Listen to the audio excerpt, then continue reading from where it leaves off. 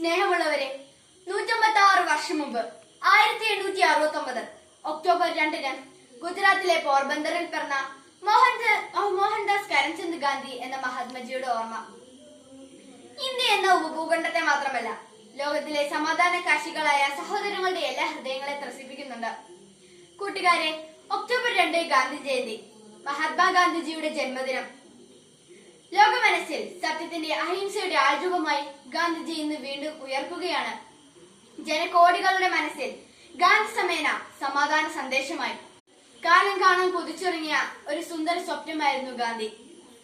രാജഭരണം ആഭരണമണിയിച്ച ഇന്ത്യയുടെ ചരിത്രത്തിൽ നാട്ടുരാജ്യങ്ങളുടെ കലഹങ്ങൾക്കിടയിലൂടെ വ്യവസായ കണ്ണുമായി നുഴഞ്ഞു കയറിയ വിദേശ ശക്തികളെ അഹിംസയുടെ മാർഗത്തിലൂടെ തുരത്താൻ പിറവിയെടുത്ത ഒരു പ്രവാചക ജന്മമാണ് ഗാന്ധി.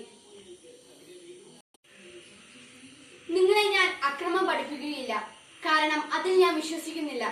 എന്നാൽ ജീവൻ പോയാലും ആരുടെ മുമ്പിൽ തല കുനിക്കാതിരിക്കുന്നത് എങ്ങനെയെന്ന് നിങ്ങളെ പഠിപ്പിക്കാൻ എനിക്ക് സാധിക്കും എന്ന് പ്രഖ്യാപിച്ചുകൊണ്ടാണ് ഉദാത്തമായ മാനുഷിക മൂല്യങ്ങളുടെ ചലിക്കുന്ന മന്ദിരമായി ഗാന്ധി ഇന്ത്യൻ നാഷണൽ കോൺഗ്രസിന്റെ മുൻനിര നായകനായി സ്വാതന്ത്ര്യ സമരത്തിന്റെ മുന്നണി പോരാളിയായത്. ഹിന്ദുസവും ക്രിസ്തീയതയും ജൈനിസവും ഏറെ സ്വാധീനം ചെലുത്തിയ ഗാന്ധി മനസ്സിൽ ഭഗവത്ഗീതയും വിശിഷ്ട ബൈബിളിലെ അഷ്ടഭാഗ്യങ്ങളും ദേവസ്വരമായി. ഒരാൾ ചിന്തിക്കുന്നതും പറയുന്നതും ചെയ്യുന്നതും ഒന്നാകുമ്പോഴാണ് യഥാർത്ഥ സന്തോഷം അയാൾ അറിയുന്നത് എന്ന് അദ്ദേഹം തിരിച്ചറിഞ്ഞു. മറ്റുള്ളവർക്ക് സേവനം ചെയ്ത് സ്വയം നഷ്ടപ്പെടുമ്പോഴാണ് നിങ്ങൾ നിങ്ങളെ തിരിച്ചറിയുന്നത് എന്ന ഗാന്ധി സൂക്തം അദ്ദേഹത്തിന്റെ ഹൃദയത്തിൽ നിന്ന് ഊർന്നു വീണതാണ്. ഭാരതത്തിന്റെ ഭാവവും രാഗവും താളവും തന്റെ ഉപവാസത്തിലും പ്രാർത്ഥനയിലും സത്യാഗ്രഹത്തിലും വെളിപ്പെടുത്തിയ ഗാന്ധിജിക്ക് ധാരാളം ശിഷ്യഗണങ്ങളുണ്ടായി.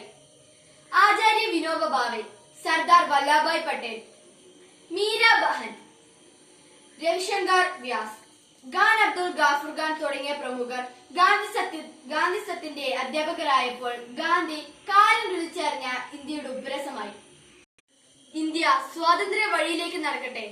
അതിനായി നമ്മുടെ ക്ലാസും പരിസരവും നമുക്ക് ലഹരി വിമുക്തമാക്കാം. നമ്മിലെ ദുശീലങ്ങളും ദുഷിച്ച മൂല്യങ്ങളുടെ ജീർണിപ്പുകളും തുടച്ചു നീക്കുന്നതിനും ഈ ഗാന്ധി ജയന്തി ദിനത്തിൽ നമുക്ക് തുടക്കമിടാം. ഭാരത് മാതാ കി ജയ്.